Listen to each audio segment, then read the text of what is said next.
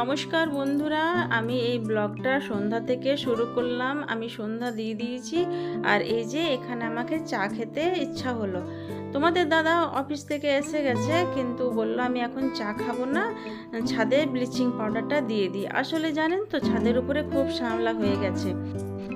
আজকে না মাথাটা না আমার খুব ব্যথা করছে। ভাবলাম একটু আদা দিয়ে চা খেলে মাথা ব্যথাটাও কমে যাবে। তোমাদের দাদা অফিস থেকে আসে তখনই আমরা দুজনেই চা খাই, কিন্তু আজ তো তোমাদের দাদা বললো আমি চা খাবো না, একা একাই খেতে হবে। তো মেয়ে বলছে মা আমি তোমার সঙ্গে চা খাবো। ঠিক আছে, দুজনেই খাবো। তারপর যে শুধু চাটাই খাবো না, তুমি একটু না আমার জন্য চিপস ছেঁকে দাও। আর বাইরে জানেন তো একটু একটু করে বৃষ্টিও হচ্ছে, আর সেই বৃষ্টির মধ্যেই তোমাদের দাদা বলছে আমি না ব্লিচিং পাউডারটা দিয়ে দিই, খুব শ্যামলা হয়ে গেছে। জানেন, ও অফিস থেকে আসবে, আসার পরেই বলবে আমার গাছগুলো কেমন আছে, যে আগে ও গাছগুলোকে দেখতে যাবে ছাদের উপরে।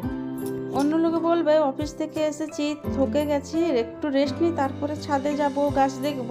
কিন্তু না, ও এসে নিয়ে পরে গাছ দেখতে যাবে ছাদে।